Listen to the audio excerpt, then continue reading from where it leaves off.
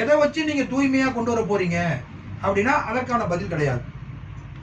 நாங்கள் முடிவெடுத்துட்டோம், தூய்மையான ஒரு ஆட்சி இந்த தமிழ்நாட்டுக்கு கொண்டு வர போகிறோம். அதில் இன்னொரு படி மேலே போய் மாண்புமிகு பிரதமர் அவர்கள் சொல்கிறாங்க, இரட்டை இன்ஜின் ஆட்சி. இரட்டை இன்ஜின் ஆட்சி என்னன்னாக்க, இப்போ எப்படி அதிமுகவை மேலே தலைமையிலிருந்து கொக்கி போட்டு பிடிச்சிட்டு இருக்காங்களோ அதே மாதிரி அவங்க கொக்கி போட்டு பிடிச்சிடுவாங்க. அதிமுக ஆடவும் முடியாது, அசையவும் முடியாது.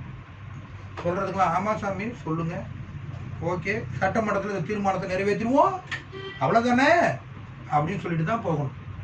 இந்த நிலைமையை உருவாக்கணும் அப்படிங்கிறது தான் மேலிட பொறுப்பாளர்களுடைய மிக முக்கிய அதிமுக்கிய வேலையாக இருக்குது. ஆனால் இந்த நிலை வேண்டாம், உங்களுக்குன்னு ஒரு தனித்தன்மையாக இருங்க அப்படின்னு சொல்ல போனால், அப்போ எங்கள் கூட்டணிக்கு நீங்கள் எதிராக பேசுகிறீங்க, நீங்கள் திமுக கூட்டணிக்கு ஆதரவாக பேசுகிறீங்க.